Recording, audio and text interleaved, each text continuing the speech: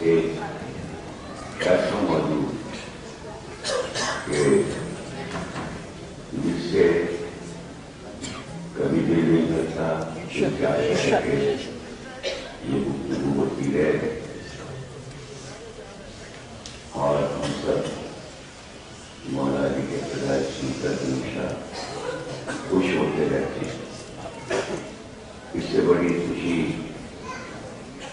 ہماری زندگی میں کوئی نہیں ہے کہ ہم صرف فضائل ہی سنتے ہیں. اور ہم تو عام انسان ہیں.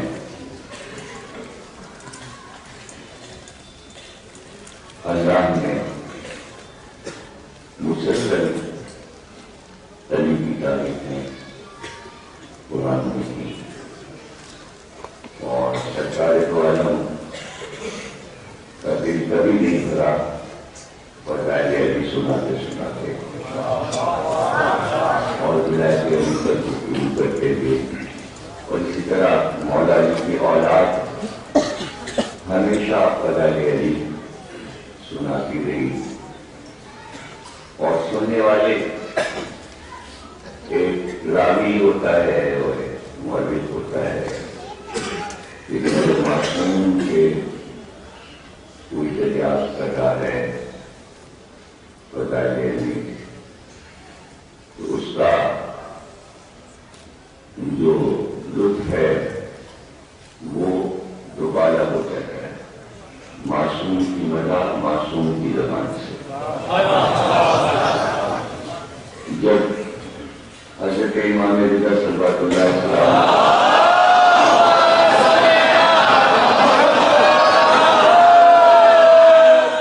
ایران تشریف لائے تو مامون رشید مسلسل ایسے سوالات کرتا تھا کہ جس میں امام فضائل علی سناتے اور وہ چاہتا تھا کہ ہر وقت امام کی زبان سے فضائل علی سنتا ہے. تو حکومتیں ہوں دوست ہوں یا دشمن ایک ایسی شخصیت کے جس کے بارے میں ہر ایک سننا چاہتا ہے اور اس کو کل بھی سکون ہوتا ہے. علی کی فضیلت سن کر علی کی تعریف کر کے. عباسی دور میں عباسیوں نے ایک ایسا بغداد میں کتب خانہ لائبریری بنائی تھی جس میں لاکھوں کتابیں جمع کی اور اس کو کہتے ہیں دنیا کا سب سے بڑا کتب خانہ تھا. تب سوچی کہ جہاں بہترین لاکھوں کتابیں جمع کی گئی ہوں تو چونکہ حکومت کی طرف سے وہ کتب خانہ تھا تو جو بھی کتب خانے میں منتظم رکھا جائے گا تو کتنا دیکھ بھال کے رکھا جائے گا تو اس کو اس پر کتنا عبور ہونا چاہیے اور کتابوں کے بارے میں جانتا ہو. تو اس دور کے بہت بڑے عالم کو اس کتب خانے کا انچارج بنایا گیا. اس کا نام ابن ابی الحدید معتزلی ہے. عبدالحمید ابن ابی الحدید معتزلی. معتزلی سے کہتے ہیں اس کو کہ عباسی دور میں مسلمانوں میں دو فرقے تھے. جیسے آج آپ دیکھتے ہیں اس طرح کے فرقے نہیں تھے بلکہ اس زمانے میں دو فرقے تھے. ایک اشعری تھا اور ایک معتزلہ تھا. تو یہ معتزلہ فرقے سے تعلق رکھتا تھا. اس نے ان کتابوں کا انتظام سنبھالا اور اس نے کتابیں پڑھی. ظاہر ہے کتابوں سے قریب ہے تو اس نے ہزاروں کتابوں کا مطالعہ کیا.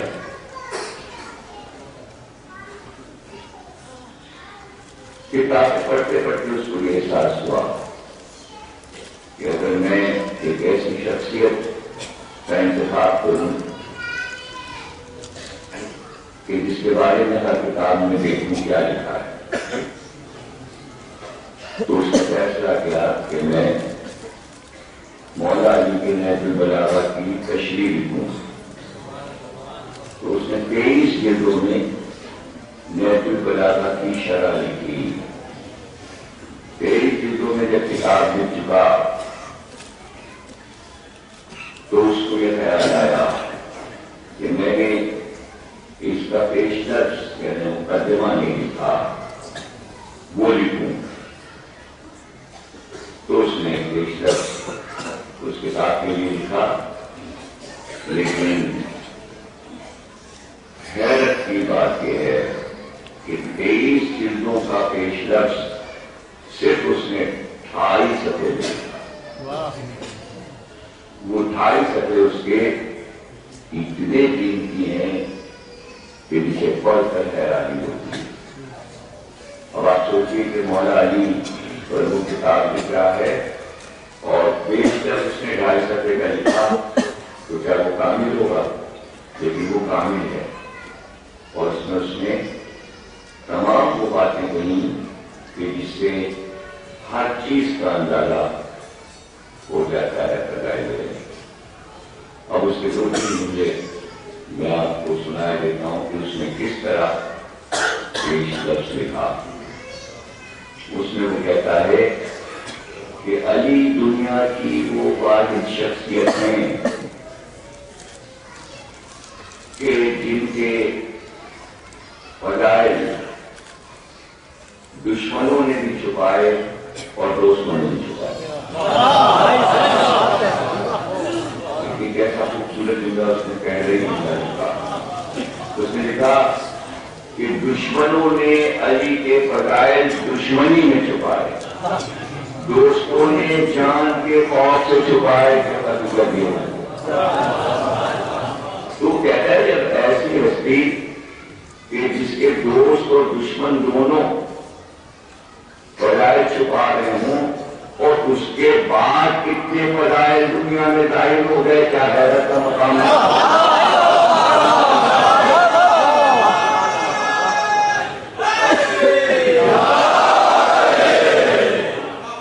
پھر وہ لکھتا ہے کہ بادشاہوں نے یہ چاہا کہ علی کے نام کو گمنام کر دیا جائے اور کوئی علی کا نام نہ لے. اس کے بعد بھی جملہ لکھتا ہے لیکن کیا کوئی دنیا میں ایسا ہے جو آفتاب کو ہتھیلی سے چھپا سکتا ہے؟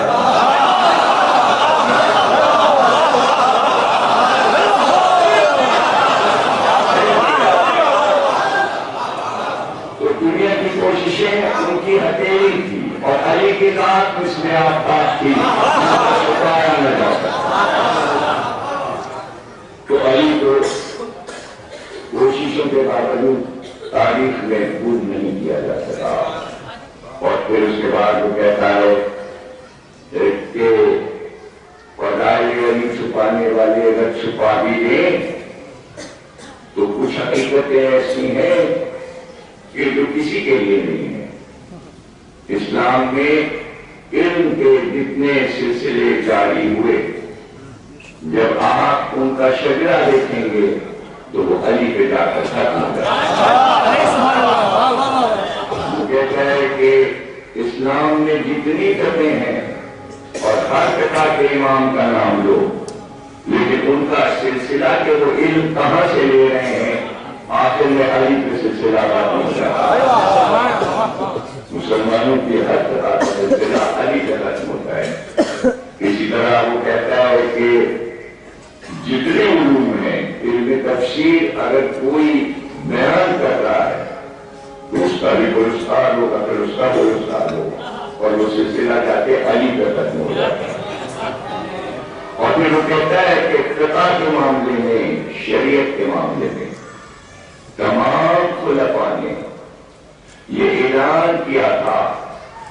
مسجد نبوی میں جب علی بیٹھے ہوں خبردار کوئی فتویٰ نہ دے. اگر کسی نے فتویٰ دیا تو وہ دین کے معاملے میں ہلاک ہو جائے گا. اور یہ حکم دینے والا خود وہ لکھتا ہے کہ جس نے یہ حکم دیا کہ مسجد میں جو علی بیٹھے ہوں تو کوئی فتویٰ نہ دے، تو وہ کہتا ہے یہ جو کہہ رہا ہے خود اس نے 72 بار کہا کہ اگر علی نہ ہوتے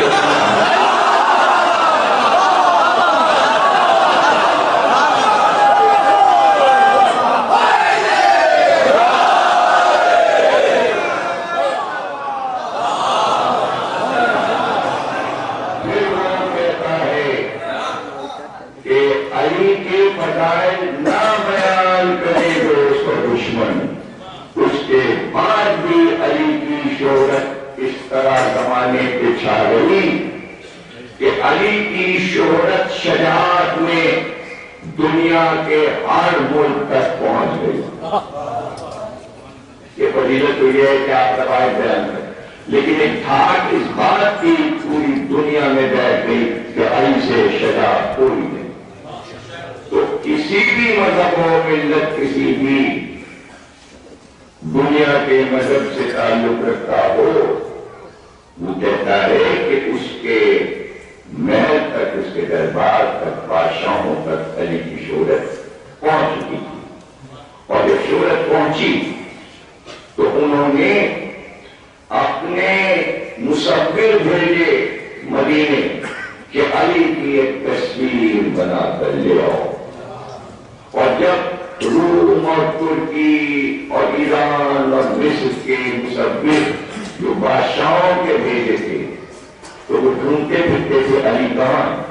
اگر وہ کھیت میں ہے، زراعت کی منزل پر ہے، مسجد میں ہے، یا کہیں محفل میں ہے، مجلس میں ہے، تو وہ بس علی کو دیکھتا تھا اور تصویر بنا کے اپنے ملک واپس چلا جاتا تھا.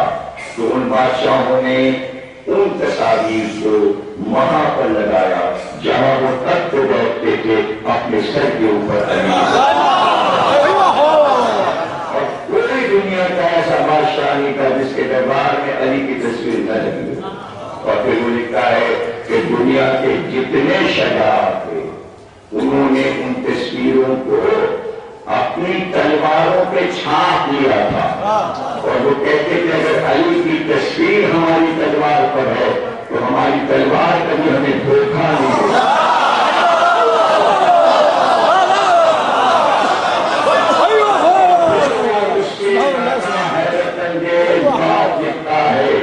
وہ کہتا ہے کہ دنیا کے تمام ملکوں اور شہروں میں جو عبادت گاہیں غیر مذہب والوں کی تھیں انہوں نے اپنی عبادت گاہوں میں علی کی تصویر لگائی. وہ کہتا ہے اس دور میں کوئی چرچ ایسا نہیں تھا کہ جس میں مریم اور عیسیٰ کے ساتھ علی کی تصویر.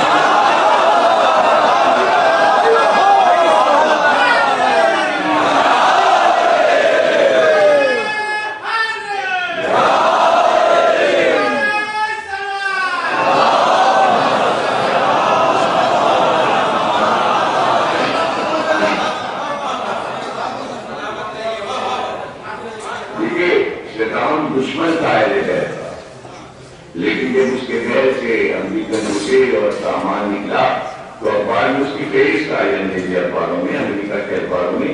تو سب سے فہرست میں جو سب سے اوپر کی رکھی تھی کہ اس کے محل میں مولا علی کی تصویر لگی. اس سے آپ اندازہ کیجیے کہ دوست ہو یا دشمن متاثر والی سے ہوتا ہے. بعض لوگ چھپا لیتے ہیں، ظاہر نہیں کرتے. تو یہ ایسی منزل ہے کہ جہاں آپ ماورائی کیفیت میں اس کو معجزہ کہہ سکتے ہیں. جیسا کہ اکثر میں اپنی تقریروں میں کہا کرتا ہوں کہ راوی نے پوچھا ہے مولا علی سے کہ آپ کے مقابل جب کوئی پہلوان آتا ہے تو فوراً ہی جب مقابل آتا ہے آپ کے ہاتھ سے قتل ہو جاتا ہے، اور کبھی ایسا نہیں ہوا کہ آپ کے بعد سے بچ کے کوئی نکل گیا ہو. یہ کیسے ہوتا ہے؟ اتنے بڑے بڑے بہادر جو میدانوں کو جیتے ہوئے ہیں اور جن کی دھاک رہتی ہے شجاعت کی، وہ جب آپ کے سامنے آتے ہیں تو وہ آپ کے ہاتھ سے مر جاتے ہیں. وہ جنگ بھی نہیں کر پاتے، پہلے ہی وہ آگ میں ختم ہو جاتے. اس کی کیا وجہ ہے؟ تو آپ مسکرائے. اور کیا اس کی وجہ یہ ہے کہ جب کوئی سورما میرے مقابل آتا ہے، جب اس کی اور میری آنکھیں چار ہوتی ہیں، تو اس وقت اس کا وجود اس سے کہتا ہے جاؤ جا کے علی کے ہاتھ سے قتل ہوگا. اس سے کہتا ہے جا علی کے ہاتھ سے قتل ہوگا. اور بس وہ آتا ہے اور میرے ہاتھ سے قتل ہو جاتا ہے. یہ کون سی شجاعت کی قسم ہے اور اس پر کتنا بولا جائے اور کتنا سوچا جائے، بڑی حیرانی ہوتی ہے. کہ دیکھیے شجاعت یہ نہیں ہے کہ کسی کو مار دیا، کسی کو قتل کر دیا. شجاعت ایک عجیب و غریب چیز ہے اور وہ قرآن کی روشنی میں اور دین کی روشنی میں شجاعت اصولوں کے ساتھ ہے. ہم ابن عبد الرد کو گرا دیا علی نے خندق میں اور سینے پہ سوار ہو گئے سر کاٹنے کے لیے، لیکن اس نے بے ادبی کی اور لواب دہن اپنا پھینکا علی کی طرف. علی سینے سے اتر گئے. یہ کون سی شجاعت کی قسم ہے؟ اتر گئے. اور اس واقعے کو تاریخ نے تو خیر محفوظ ہی کیا ہے. یہ ایسا واقعہ ہے، لیکن عجیب بات یہ ہے کہ فارسی زبان کے مشہور شاعر مولانا روم، جن کی کئی جلدیں مثنوی کی چھپ چکی ہیں، اہل سنت تھے، انہوں نے تو عجیب بات لکھی. انہوں نے کہا کہ علی اس کے سر سے اتر کر ٹہلنے لگے، اس کے سینے سے اتر کر ٹہلنے لگے سر اتارنے سے پہلے. جب ٹہلنے لگے تلوار لے کر تو اس نے کہا، کیونکہ اس کی ٹانگیں تو پہلے ہی کر چکی تھی، جب وہ گرا ہے مولا علی اس کی ٹانگیں کاٹنا، صرف سر کاٹنا تھا. تو وہ کہتے ہیں کہ جب علی ٹہلنے لگے تو وہ بے قرار ہو گیا. عمر ابن عبد الرد کہنے لگا، آئے شہبازوں کے شہباز جلدی کرو، میرا سر کاٹو، تم دیر کیوں لگا رہے ہو؟ یعنی وہ علی کے ہاتھ سے اپنی جان دے دینا چاہتا ہے. لیکن یہ تو ایک شجاعت کا اصول ہے جو علی نے بتایا. علی نے بتایا کہ بھائی اس نے جو بے ادبی کی میرے ساتھ تو مجھے غصہ آ گیا. میرا غصہ میری ذات سے متعلق تھا.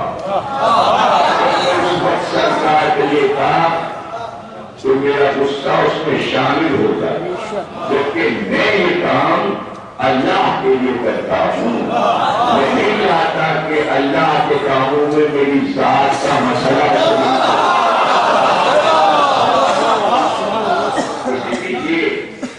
اختیار اپنے اوپر، اور وہ بھی میدان جنگ میں. یہ ہے شجاعت کی وہ قسم جو کسی نے نہیں پائی. اور یہ شجاعت علی کی اولاد کی رگوں میں دوڑ رہی تھی. اور علی جب یہ کہتے ہیں کہ مجھے کربلا کے لیے بیٹا چاہیے جو حسین کا ناصر ہو، تو علی نے اپنی نگرانی میں اس کی پرورش کی. اور اس طرح کی ہے کہ عباس ابھی 11-12 برس کے ہیں، اور علی اگر رات میں کسی بات کی پہلے داری کرتے ہیں گھوڑے پر سوار ہو کر اور تلوار لے کر، تو عباس آ جاتے ہیں اور آ کر کہتے بابا آپ گھر جائیے، میں آپ کی جگہ پر پہلے داری کروں گا. تو علی نے کہا اچھا تم ایسا کرنا کہ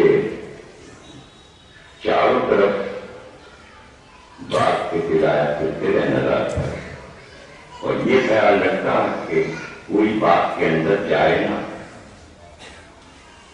تو جناب عباس نے پوچھا کہ بابا اگر کوئی زبردستی جانا چاہے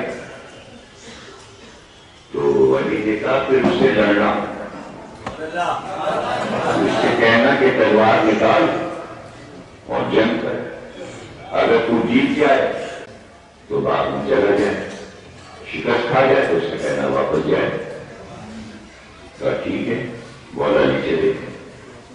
حضرت عباس مولا علی کے انداز سے اس باغ کا پہرا دینے لگے۔ کچھ دیر کے بعد جناب عباس نے دیکھا کہ گھوڑے پر ایک سوار آ رہا ہے اور اس نے اپنے منہ کے چہرے پر نقاب ڈالی، ہاتھ میں اس کے تلوار اور اس کا رخ باغ کے دروازے کی طرف۔ حضرت عباس آگے بڑھے اور تو باغ میں نہیں جا سکتا، میرے بابا نے منع کیا ہے۔ اس نے کہا میں تو جاؤں گا۔ حضرت عباس نے کہا کہ تلوار نکال اور ان سے جنگ کر، اگر تو مجھے شکست دے دے تو باغ میں چلا جائے، ورنہ اس نے تلوار نکالی۔ حضرت عباس نے بھی تلوار نکالی اور تلواروں کے وار شروع ہو گئے اور تلواریں چمکنے لگی۔ اب نہ وہ ان کو دیکھ کر پاتے ہیں نہ یہ ان کو دیکھ کر پاتے ہیں۔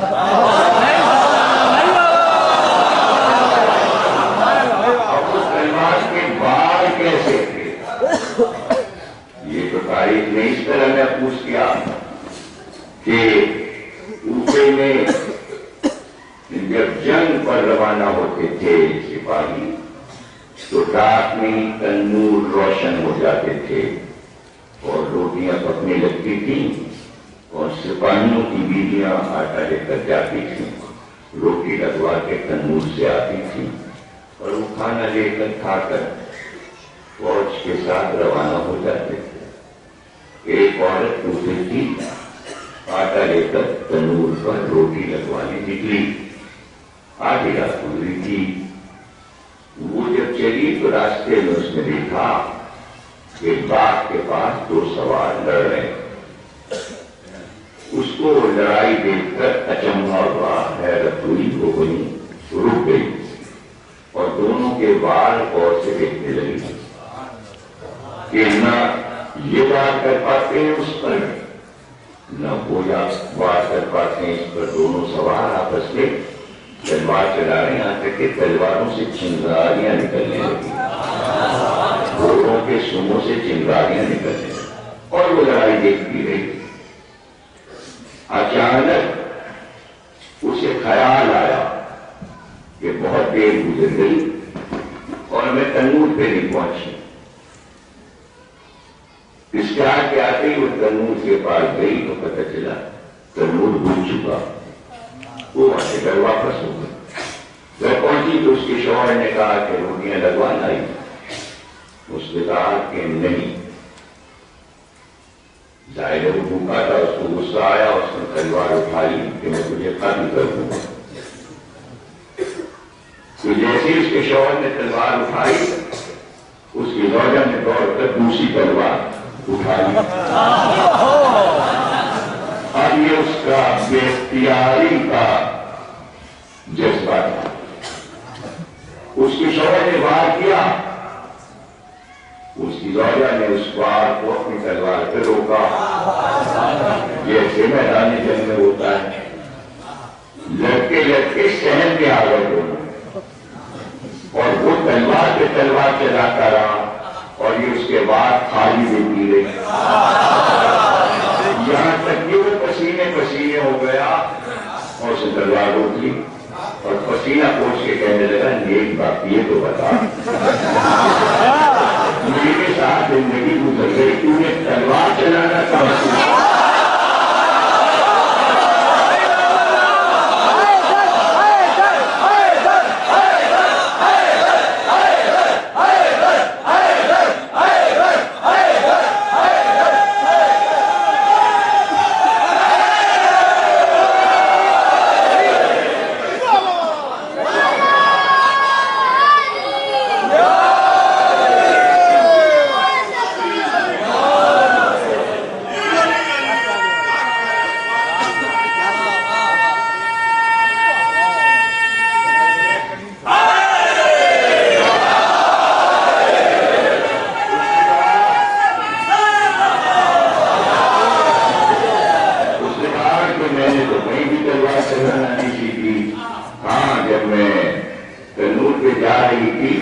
راستے میں دو سواروں کو لڑتے دیکھا، ان کی لڑائی ایسی تھی کہ ہر بات کی ترتیب میرے ذہن میں بیٹھ گئی، اور جب میں نے تلوار کو اپنے قریب پایا تو بے اختیار میرا ہاتھ اسی تلوار کو چلا گیا۔ اب جب میں نے تلوار اٹھائی تو اس طرح تلوار چلتی گئی جیسے جیسے میرے ذہن نے وہ نقشہ دیکھا۔ اسی سمجھنے کا کہاں لڑائی ہو رہی ہے؟ اس نے کہا چلو وہ شہر سے باہر باپ کے پاس وہ سوار لڑکے ہیں، دونوں میاں بیوی آئے اور کھڑے ہو گئے اور ان کو لڑتے ہوئے دیکھنے لگے، یہاں تک کہ سودو کا تارا چھلملانے لگا، اور وہ سوار جس کے چہرے پہ نقاب تھی اس نے اپنے چہرے سے نقاب ہٹائی، تلوار روک کر اور عباس نماز صبح کا وقت ہو گیا،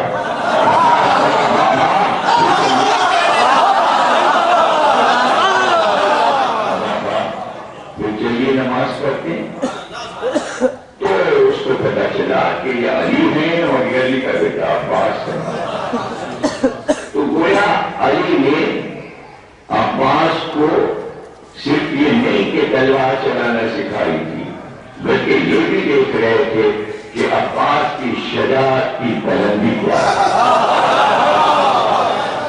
عباس کی شجاعت کی بلندی کیا ہے، اور پھر وہ شجاعت عباس کی بعد علی نظر آئی، یعنی کم عمری میں کم سنی میں عباس کی شجاعت کا یہ عالم تھا کہ مدائن کے میدان میں جب امام حسن کو زخمی کر دیا گیا اور جب کوفے سے آپ واپس آئے جہاں مختار کے گھر پر قیام تھا اور زخم بھر چکا اور مدینے آئے تو حضرت عباس نے صرف پوچھا تھا کوفے والوں سے کہ کس نے یہ جسارت کی ہے جس نے میرے بھائی حسن پر حملہ کیا ہے، تو مدائن کے لشکر والوں نے عباس کو نام بتا دیا، کہتے ہیں عباس گھوڑے پر بیٹھے گئے اور بس واپس آئے، اب جتنا بھی وقت لگا ہو مدینے سے کوفے جانے میں بس یہ وقفہ ہے، اور جب واپس آئے تو اس کا سر کاٹ کر امام حسن کے قدموں میں لا کے ڈال دیا۔ یعنی یہ ایسے واقعات ہیں کہ جو آپ سنتے ہیں کہ لشکر یزید عباس کے نام سے تھکا رہا تھا، اس لیے کہ پیدل سے کئی واقعات ایسے ہو چکے تھے مولا علی کی زندگی میں کہ جہاں صفین کی لڑائی میں 2-2 لاکھ کے لشکر کے درمیان علی نے اپنا لباس عباس کو پہنا کر میدان جنگ میں بھیج دیا، اپنا امامہ اپنی ابا اپنی کمر میں تلوار باندھ کر اپنے گھوڑے پر بٹھا کر عباس کو بھیجا، اور آپ دیکھیے کہ عباس نے وہ کارنامہ 16 برس کی عمر میں کیا کہ جہاں ایک پہلوان کے 7 بیٹوں کو پیدل سے عباس نے قتل کیا اور پھر اس پہلوان کو بھی قتل کیا، تو ہاہاکار مچ گئی صفین کے لشکر میں، اس لیے کہ آنے والے کے چہرے پہ نقاب تھی، عباس کو کھلے چہرے سے علی نے نہیں بھیجا تھا بلکہ چہرے کو ڈھانپ دیا، صرف آنکھیں کھلی تھی، تو لوگ یہ سمجھنے لگے کہ یہ علی آئے ہیں چہرے پہ شبلہ باندھ کر نقاب ڈال کر، کسی کو یہ شک نہیں تھا کہ یہ علی کے علاوہ کوئی اور ہے، تو دونوں طرف کے لشکر میں یہ پکار ہو گئی یہ علی ہیں یہ علی ہیں، وہ عباس کے نام پر صفین میں علی علی ہو گیا،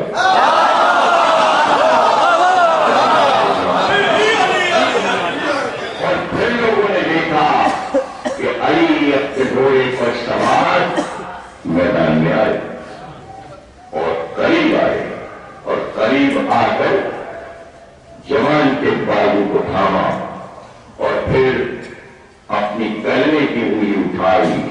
اور لشکر کو مخاطب کیا اور پھر کہا ھذا قمر بنی ہاشم، یہ بنی ہاشم کا چاند ہے، یہ کہہ کر نقاب چہرے سے ہٹائی، یہ میرا بیٹا عباس ہے۔ اس دن سے خطاب ہو گیا قمر بنی ہاشم، اس لیے آپ کا چہرہ چاند کی طرح روشن تھا اور سجدے کا نشان پیشانی پر ایسا لگتا تھا چاند پر کسی نے زہرہ ستارہ رکھ دیا۔ یہ مورخین نے لکھا ہے کہ پیشانی کا ستارہ چمکتا تھا اور جس اندھیری گلی سے عباس گزر جاتے وہ گلی روشن ہو جاتی تھی۔ اللہ نے بڑی نعمتیں عباس کو دی تھی اور مورخین نے لکھا ہے کہ عباس نہ امام تھے، نہ رسول، نہ پیغمبر، لیکن عباس ولی تھے اور ثبوت یہ بتایا ہے کہ ولی کا لباس ولی کے جسم پر آ جائے تو وہ بھی ولی ہوتا ہے۔ میں عباس کو اپنا لباس پہنایا تھا، اس لیے لوگ عباس کی ولایت کے قائل ہیں۔ تو ولایت علی وراثت میں عباس کو مل رہی ہے، امامت حسن اور حسین کو وراثت میں مل گئی، ولایت حسن اور حسین کے پاس بھی ہے لیکن عباس کے حصے میں بھی آئی، اور ولایت کے معنی میں بتا چکا اختیار کائنات پر، تو عباس کا اختیار ہے کائنات پر۔ جس طرح لوگ مصیبت میں علی کو پکارتے ہیں اسی طرح عباس کو پکارتے ہیں، جس طرح علی آتے ہیں اسی طرح عباس آتے ہیں۔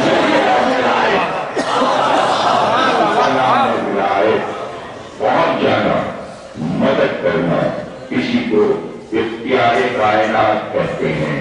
تو ولایت ملی ہے تو عباس کو اختیار ملا ہے، ولایت ملی ہے عباس کو۔ اور پھر یہ بحث بھی ہوئی کہ آیا عباس معصوم ہے یا نہیں، تو یہی فیصلہ آیا کہ عباس معصوم ہے، اور اس کی دلیل یہ دی گئی کہ معصوم کے غسل میں غیر معصوم ہاتھ نہیں لگا سکتا۔ اور علماء نے لکھا کہ جب امام حسن کو امام حسین غسل دینے لگے تو دروازہ کھول کر عباس کو بلا لیا اور امام حسن کے غسل میں جناب عباس کو شریک کیا تاکہ دنیا کو پتہ چلے میرا بھائی معصوم ہے۔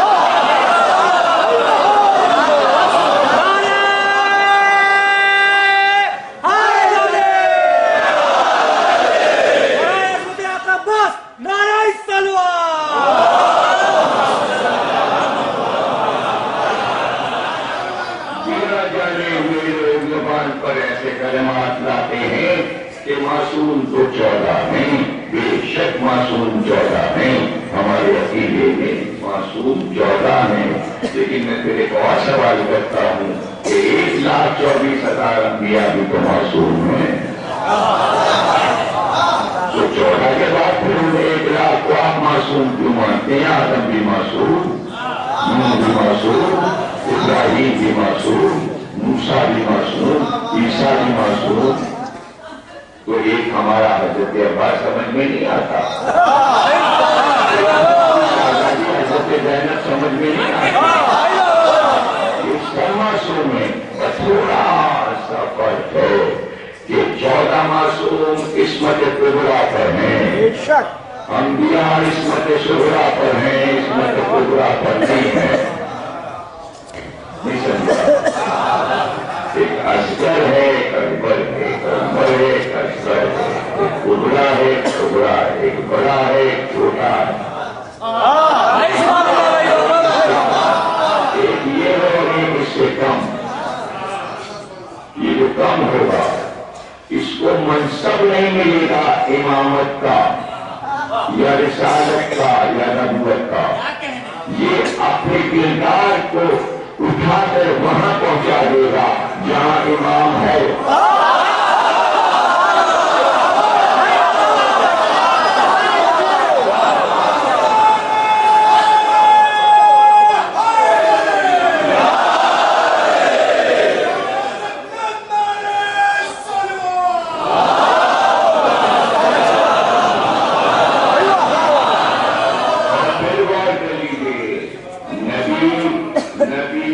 رسول کو عہدہ اللہ کی طرف سے ملتا ہے اور اسے کچھ کام کرنا ہوتا ہے اللہ کا. جب وہ کام کر چکتا ہے تو وہ اللہ سے صلہ چاہتا ہے اپنی محنت کا. لیکن کچھ ایسی ہستیاں ہیں کہ جنہوں نے کام پیغمبروں والا کیا، رسولوں والا کیا، لیکن اللہ سے کوئی صلہ نہیں چاہا. پھر سے سن لیجیے، نوح نے اپنا اجر مانگا ہے، موسیٰ نے اپنا اجر مانگا ہے، عیسیٰ نے اپنا اجر مانگا ہے، رسول اللہ نے اپنا اجر مانگا ہے. اللہ سے اجر مانگتے ہیں، لیکن وہی کام کچھ ہستیاں کرتی ہے اور منہ کر اللہ سے نہیں کہتی اجر دے دے. اس میں جو نام آتے ہیں، پہلا نام ہے ابو طالب.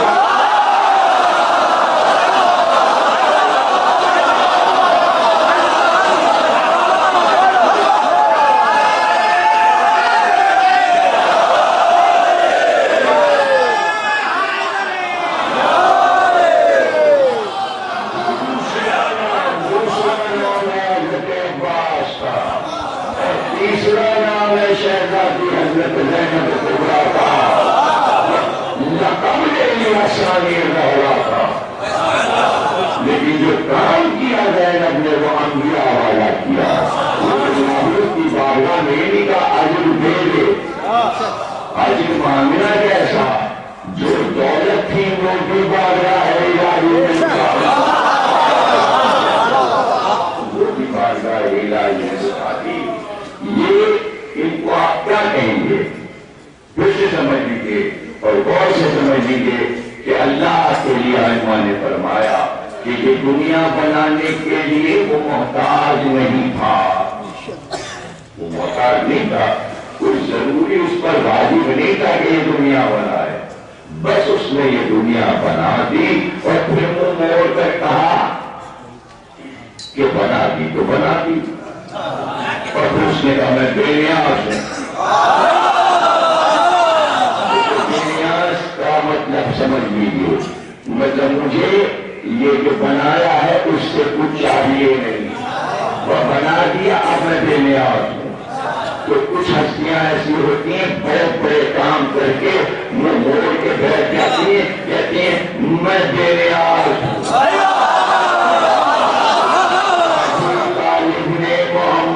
کافروں سے بچا لیا اور محمد پر انسان نہیں لگا کہ میں نے تمہیں بچایا.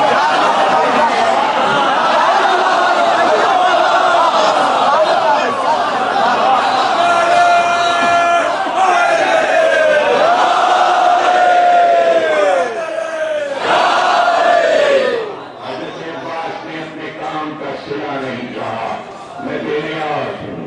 شہزادی زینب نے اپنے کام کا صلہ نہیں چاہا، میں بے نیاز. جیسے معبود بے نیاز ہے ویسے یہ ہستیاں بھی بے نیاز ہیں. تو بے نیاز ان کی بے نیازی کو دیکھ کر پھر آپ کا کیا خیال ہے کہ اس کے پاس کیا صلہ ہے ان کے لیے؟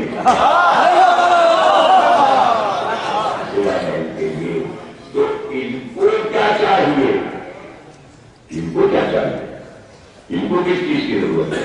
نہیں، اس کو معلوم ہے کہ انہوں نے جو کام کیا ہے اگر اس کا صلہ دیا بھی جائے تو وہ ان کے لیے نہیں ہے، انہیں ضرورت نہیں ہے.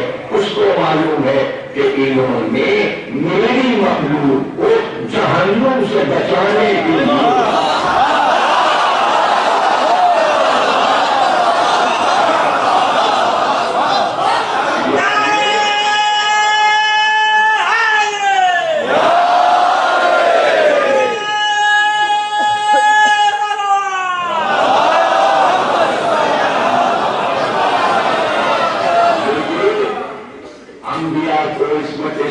پر اس لیے کہتے ہیں کہ وہ محنت کرتے کرتے منزل پہ کہتے تھے عذاب لا. اور ان کو برباد کر کے یہاں تک اللہ ان کو دیکھتا تھا، ان کے صبر کا امتحان لیتا تھا کہ کہاں تک ان کا پیمانہ ہے، سب لبریز ہو جاتا ہے۔ اللہ سمجھا کرتا تھا اور کوشش کرو، اور کوشش کرو، اور کوشش کرو، اور پھر ایک منزل آتی تھی، نوح نے کہا بس اب طوفان لا، جناب صالح نے کہا عذاب لا، جناب لوط نے کہا عذاب لا، جناب ہود نے کہا عذاب لا، اور پھر اللہ کہتا تھا کیونکہ تم ہمارے محبوب بنتے ہو، تم کہہ رہے ہو تم عذاب لے جو ہم نے مخلوق کو ختم کر دیا۔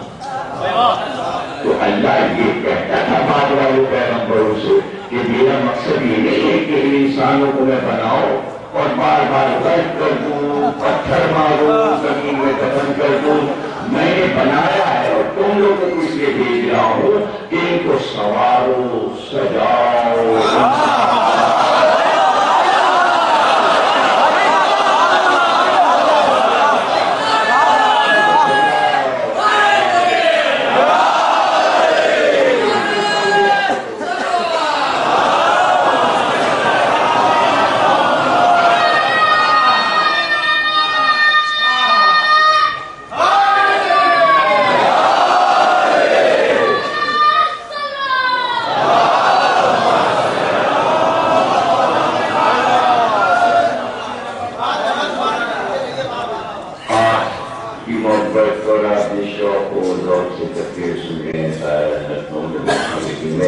ان کا بڑا شکر گزار ہوں کہ رحمتیں برداشت کر کے دوسرے شہروں سے آئے اور آپ کے ساتھ آ کے مجلس کے ہمارے بھائی بیٹھے ہوئے ابھی نظر آئے مجھے یہ مجلس سے سننے پہلے ابھی جو پچھلے ایک ہفتے پہلے میں نے اشرا وہاں پڑھا تو یہ حیدرآباد وطن سے ویزا لے کے کراچی پہنچے، وہاں سنا، پھر وہاں سے سن کے یہ حیدرآباد گئے، میں ادھر آ گیا، یہ حیدرآباد سے پھر لکھنؤ آ گیا۔ میں نے یہ امریکہ اور دبئی کے سفر کرتے ہوئے آ رہے ہیں اور یہاں لکھنؤ میں بیٹھے ہیں۔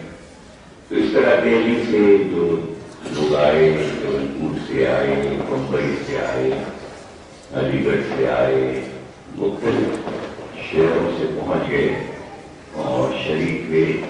یہ بات بہت ہی میرے لیے فخر کی بھی ہے اور محبتوں کی بھی ہے کہ ان محبتوں کا کیا صلہ ہو سکتا ہے۔ محبت کا بھی نہیں صلہ ہوتا ہے، محبت کا کیا صلہ ہوتا ہے۔ عباس نے تو بس حسین سے محبت کی تھی، اس کا صلہ کیا، اس کا صلہ کیا؟ حضرت زینب نے وہ کام کیا جو انبیاء والا کام تھا، لیکن کسی منزل پر زینب نے یہ نہیں کہا کہ عذاب لیا۔ اللہ اس منزل پر رتبوں کو بڑھا دیتا، رتبوں کو بڑھا دیتا ہے۔ تو اب کتنے رتبے انبیاء سے بڑھ گئے کربلا والوں کے، آپ سوچ بھی نہیں سکتے۔ اور اس میں حضرت عباس کا کیا مقام ہے؟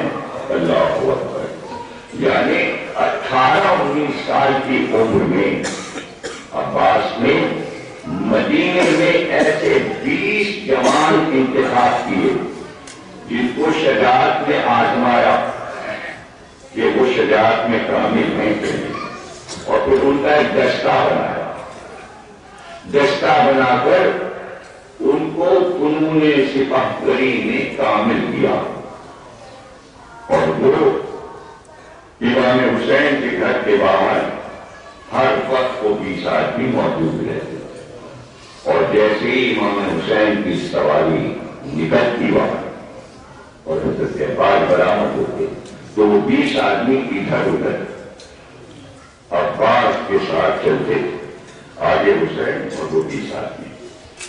تو یہ ایک عباس کی خدمت تھی کہ وہ دستہ تھا عباس کا بنایا ہوا۔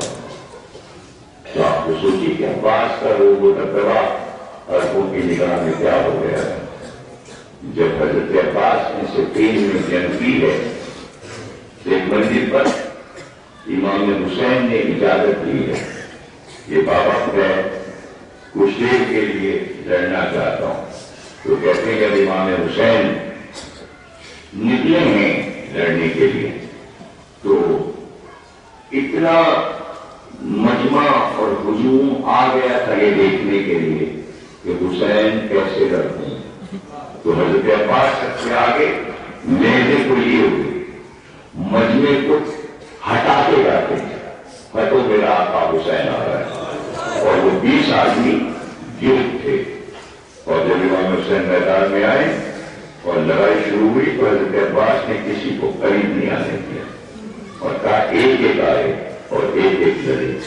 تو یہ محبت جو عباس نے کی اس کی قدردانی حسین کے علاوہ کون کر سکتا تھا. اور جب یہ معلوم ہو امام حسین کو کہ میرا عباس اتنا بہادر ہے تو اس کا انتظام حسین نے کیا تھا کہ عباس اطاعت میں کامل اور اطاعت امام پہچانتے ہیں.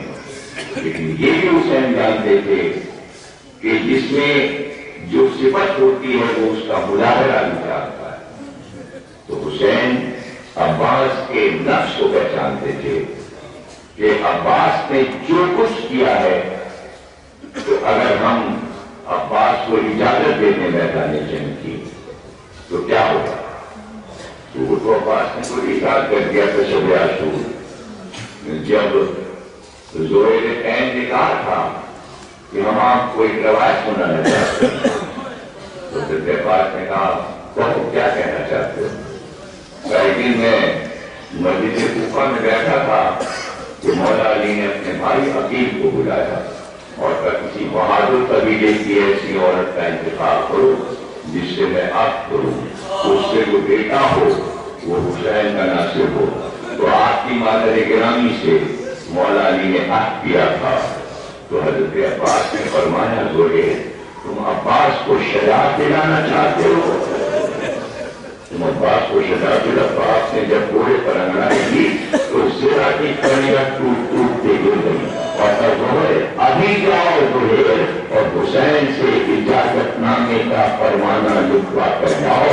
ابھی حملہ کرے گا عباس. صبح ہونے سے پہلے دارالامارہ کوفہ پر حسینیت کا پرچم عباس لگا دے گا. حسین تعلق لگ جائے گا. اجازت کو لاؤ. تو گویا تابع فرمان تھے عباس حسین کے. لیکن حسین نے یہ نہیں چاہا کہ عباس کے ارمان کھٹ کے رہ جائیں اور بالکل لڑنے نہ دیا جائے. یہ ذمہ داری تو آپ نے دی کہ پانی لاؤ بچوں کے پیاسے بچوں کے جو پانی لاؤ. لیکن یہ نہیں کہا کہ لڑنا نہیں. منع نہیں کیا کہ لڑنا نہیں. تو اگر آپ سوچیے لوگ سمجھتے ہیں کہ عباس کو لڑنے سے روکنے کے لیے مشقِ سکینہ دے دی. لیکن لوگوں نے غور نہیں کیا کہ بہت بڑا امتحان عباس کا تھا. اس لیے کہ 12,000 کے پہرے داری کوفے پر تھی اور وہ نشیب تھا دریا کا کنارہ زمین بلندی پر تھی اور خیام سے فرات تک جانے کے لیے بیچ میں پورا میدان ہے. میدان لشکروں سے بھرا ہوا ہے. جب تک یہ لوہے کی دیواریں عباس نہ ہٹائیں فرات تک نہیں پہنچ سکتے. اور فرات پر بھی پہرے دار اس طرح کھڑے تھے نیزوں اور تلواروں کو لیے ہوئے کہ جب تک ان کو نہ ہٹایا جائے پانی تک نہیں جا سکتے. تو گویا یہ عباس کا جو امتحان تھا یہ جو رسول نے خیبر میں علی کا امتحان لیا. تو خیبر میں جس طرح علی نے در خیبر کو اٹھایا ہے اس طرح عباس نے لوہے کی چادروں کو کربلا میں کاٹا ہے اور نکلتے چلے گئے ہیں. لیکن جب لشکر روک رہے ہیں اور عباس کو فرات کی طرف جانے نہیں دے رہے تو بڑی بات ہے کہ اس کے لیے مولد لکھتا ہے کہ بڑے بڑے پہلوان اس لیے لائے گئے تھے کہ عباس لڑیں گے اور جب عباس لڑیں گے تو یہی پہلوان جو مرحب اور انتر کی طرح شجاع ہیں وہ عباس کا مقابلہ کریں گے.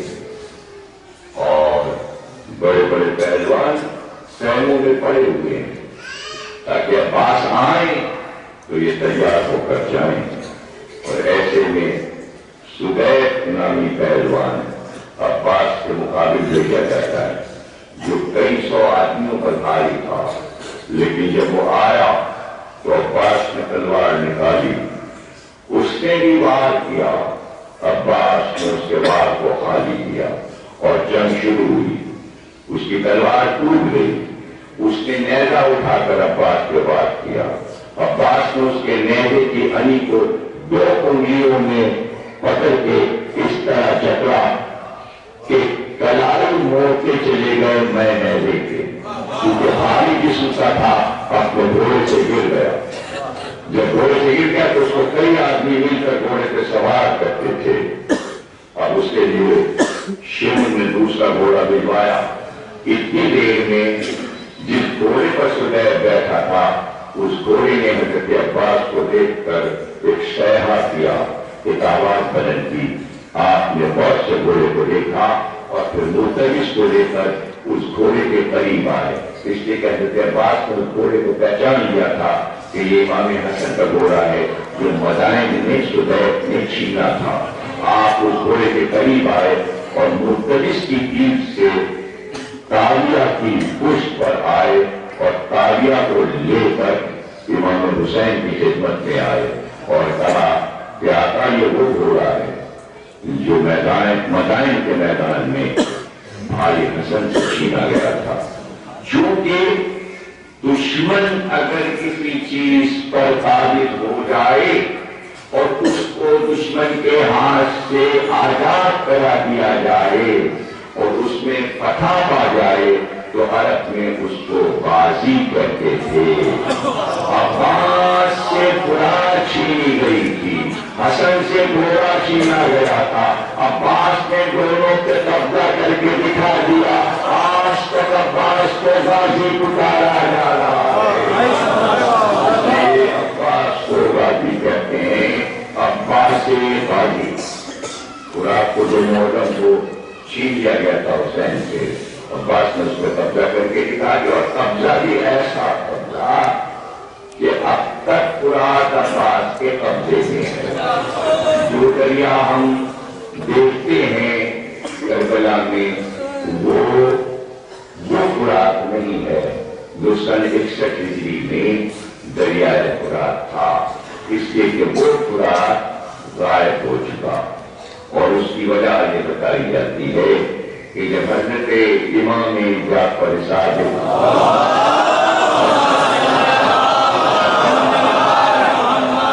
کربلا کی اجازت کے لیے آئے اور جب روزے سے اجازت کر کے اپنے مقام پر واپس ہو رہے تھے تو اصحاب نے کہا مولا یہ ہے وہ دریائے فرات۔ آپ مڑے اور دریا کی طرف دیکھا اور دیکھ کر کہا وائے ہو تجھ پر، حسین کے بچے پیاسے رہ گئے اور تو اب تک کہہ رہا ہے کہ امام کا یہ فرمان سن کر دریا کو بہت صدمہ ہوا کہ واقعی ہم اب تک رہ رہے ہیں جبکہ حسین کے بچوں کو پانی نہیں ملا۔ تو تاریخ نینوا لکھتی ہے کہ وہ دریا خشک ہونے لگا اور فرات زمین کے نیچے اترتا چلا گیا، پانی جب زمین میں جب ہو کے اترتا ہے تو اندر جا کے اپنا راستہ پھر کہیں اور بناتا ہے۔ دیکھتے ہی دیکھتے فرات کا دریا اپنی جگہ سے غائب ہو گیا، اس لیے کہ امام کا فرمان تھا جب زیارت کرنے کے لیے آصف الدولہ کی والدہ بہو بیگم کربلا گئی اور جب وہ روزے سے زیارت کر کے نکلی تو انہوں نے اپنے تمام وزیروں اور غلاموں سے پوچھا دریائے فرات کہاں ہے؟ پتہ چلا وہ تو اب نہیں ہے، دریائے فرات کا تو پتہ نہیں۔ تو انہوں نے یہ کہا کہ کربلا دریائے فرات کے بغیر نامکمل ہے، اس لیے دریائے فرات بنایا جائے اور جو اصل دریا بغداد میں بہ رہا ہے وہاں سے شاخ کاٹ کر لائی جائے اور اس کو روزے کے قریب پانی کو بہایا جائے۔ جو لاکھوں کروڑ روپے لگیں گے کھدائی میں، بہو بیگم نے کہا کہ ہم یہ چاہتے ہیں کہ ہماری نگرانی میں یہ کام ہو۔ جب آصف الدولہ کو پتا چلا کہ کھدائی ہو رہی ہے تو یہاں سے آصف الدولہ نے لکھنؤ سے بہت سی رقم عراق بھیجی کہ جتنا بھی پیسہ سر ہو وہ دریا کھودا جائے۔ دریا کھودا جانے لگا اور اس کے بعد اب جو دریا آپ دیکھتے ہیں مقام امام زمانہ پر عراق کی تاریخ میں اس کا نام ہے نہر آصفی۔ کربلا والے اس کو نہر آصفی کہتے ہیں۔ جو باب سے جب آپ امام صادق کے مقام پر جائیں گے تو جو دریا بہ رہا ہے اس کو کہتے ہیں نہر آصفی۔ پانی تو آ گیا وہاں اور وہ منسوخ ہو گیا آوت کے حکمرانوں کے نام، لیکن وہ جو کھدائی میں مٹی نکلی تھی اس کو بہو بیگم نے کہا کہ یہ مٹی ضائع نہ کی جائے۔ کئی سو بیل گاڑیوں پر وہ مٹی لاد کر لکھنؤ لائی گئی اور یہاں ایک عمارت بنائی گئی کہ جس کی چھت پر اور نیچے اس مٹی کو پھیلا دیا گیا اور یہ کہا گیا کہ جب بھی کوئی مومن مر جائے خدا نہ کرے تو یہ مٹی اس کی قبر تک پہنچا دی جائے۔ جب آصف الدولہ کا دفن ہوا آصف امام والے میں تو یہی مٹی تھی جس کا فرش نیچے قبر میں بچھایا گیا، پھر انہیں لٹایا گیا اور اس کے بعد اوپر سے پھر وہ مٹی ڈالی گئی کربلا والی اور پھر انہیں دفن کیا گیا۔ ہر بادشاہ کو کربلا کی یہ مٹی قبر میں دی گئی۔ ذرا ان بادشاہوں کی سوچ اور فکر دیکھو کہ ہم امام والے میں لیتے ہوں گے ہم کیا اور ہمارا جسم کیا، تاکہ اس قبر میں یہ برکت آ جائے کہ اس کے اندر کربلا کی خاک رکھی ہوئی ہے۔ ہم خاک ہو جائیں گے مگر خاک شفا ہے۔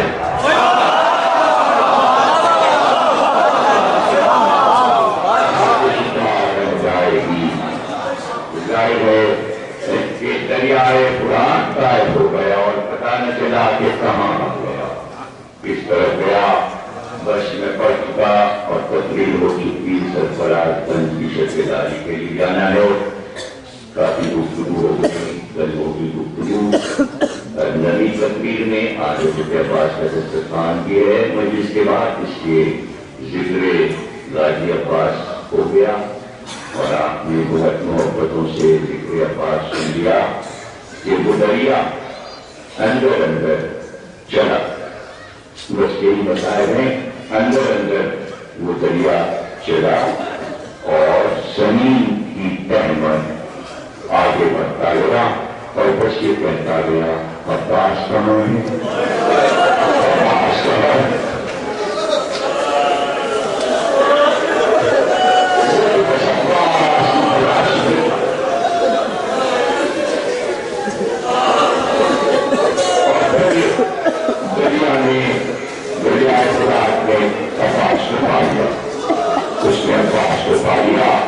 کہتے ہیں کہ جو روضہ عباس ہے جو شریع آپ دیکھتے ہیں اوپر رکھی ہوئی یہ شریع ہے، تہخانے سے اتر کے جب آپ نیچے جائیں تو حضرت عباس کی اصل قبر ہے، لیکن بہت ہی خوش نصیب ہوگا کہ جو نیچے سے جا کے دیکھے، لیکن جو اس کا منظر ہے وہ میں آپ کو بتا دیتا ہوں کہ جب آپ سینے سے جائیں گے اتر کر تو آپ کو چاروں طرف پانی نظر آئے گا اور چاروں طرف دریائے فرات لہریں لے رہا ہے، لہریں نہیں لے رہا ہے۔ آپ یقین کیجیے کہ 2-2.5 گز وہ پانی اوپر اچھلتا ہے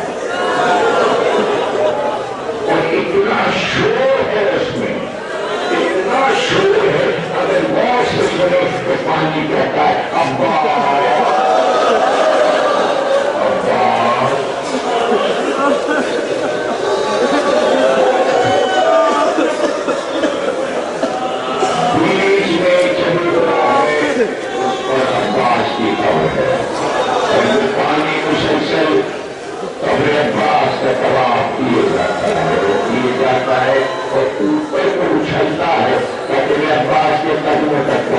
درخواست کرنے تک پہنچ سکوں، اور اس کو اگر آپ چاہتے ہیں ظاہر ہے کہ ہر ایک نیچے تہخانے میں اصل پر تک نہیں جا سکتا، تو جو اوپری حصہ فرش ہے اس میں چوکور چوکور خانے بنے ہیں جس میں جالیاں لگی ہیں.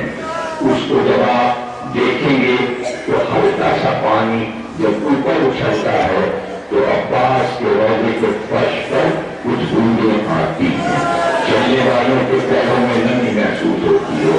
جن کو معلوم ہے وہ اپنے رومال وہاں رکھ کے اس پانی کو جیسے کر لیتے ہیں تو یہ عباس کے قدموں سے مشرق کر پانی اگر آپ دیکھنا چاہیں تو اسی جالی کے پاس اپنے کان لگائیں. جو شور ہے ایسا جیسے کوہرام مچا ہے، نیچے کوئی ماتم ہو رہا ہے. اس کی ویڈیو پہلی بار اس کی ویڈیو آئی اور اس وقت آئی کہ جب ہمارے یہاں بے نظیر وزیر اعظم تھی اور ان کو عراق گورنمنٹ نے نیچے جانے کی اجازت دی. زرداری شوہر ان کے ساتھ تھے لیکن وہ آگے نہیں بڑھ سکی. آگے رستے سے ویڈیو میں دکھایا ہے کہ انہوں نے کہا زرداری تم جاؤ، میں نہیں جا سکتی. ان کو ایسا نزلہ تعلیم ہوا کہ وہ وہاں سے واپس ہو گئی. لیکن اور پورا وقت دور تک گیا اور جہاں تک کیمرہ گیا ہے وہ پورا منظر آپ اس سی ڈی میں تہخانے کا دیکھ سکتے ہیں کہ پانی کس طرح عباس کے اس اب کے چبوترے سے ٹکراتا ہے اور پھر واپس آتا ہے اور اس میں شور ہوتا ہے. آپ نے دیکھا کہ پانی کو عباس سے اب تک کتنی محبت ہے، کتنی محبت ہے. اس کو افسوس ہے کہ عباس ہمارے کنارے آئے بھر کے چلے مگر ہمارے بچوں کے پانی میں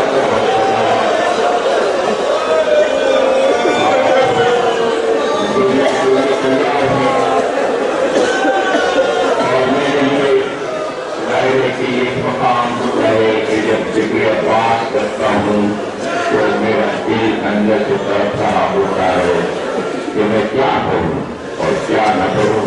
اس لیے یہ سارے واقعات سامنے آ کر آنکھوں سے ایک منظر آتا جاتا ہے. 1932 کا واقعہ سناتا ہوں آپ کو کہ جب زائروں کا جہاز بمبئی سے جاتا تھا بصرے اور بصرے سے زائرین کربلا جایا کرتے تھے تو 1932 میں راہ نجات کے اخبار بمبئی سے نکلتا تھا. اس نے یہ رپورٹ چھاپی، انگریزوں کا زمانہ تھا اور جہاز جتنے تھے ان کے کپتان سب انگریز تھے اور عملہ بھی انگریز تھا جو زائرین کو لے جاتا تھا بمبئی سے بصرے. اور رپورٹر راحت حسین جو کہ اس قافلے میں شامل تھے انہوں نے یہ رپورٹ اخبار راہ نجات کو دی جس سے اخبار نے چھاپا بمبئی سے.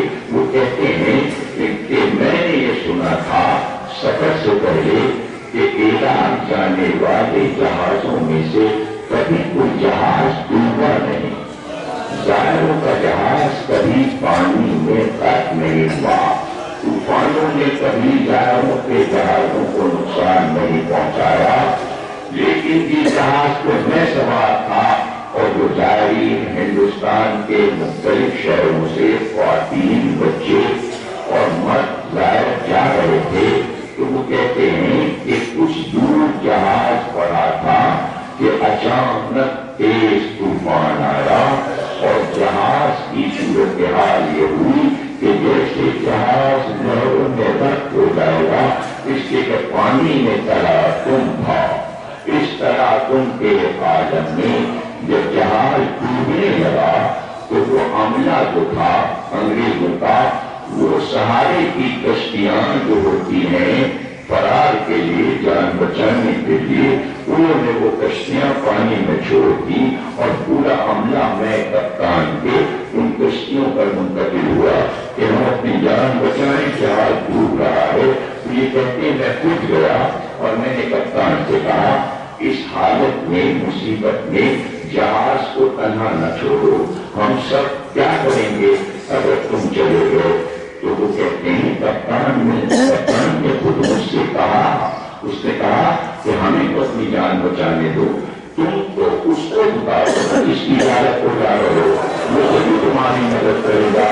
وہ کہتے ہیں میں سن کر یہ بات خاموش ہو گیا، پھر میں نے چیخ و پکار لوگوں کی سنی جہاز کو تلاکن میں بدلتے دیکھ کر، لیکن پھر میں نے عجیب سما دیکھا کہ جو خواتین اس قافلے میں تھی وہ سب کی سب باہر نکل آئی اور عرشے پر آئی اور انہوں نے اپنے سر کو اور ایک بار سر کے بال کھول کر انہوں نے زیر آسمان ہاتھ اٹھائے، ایک ہی پکار تھی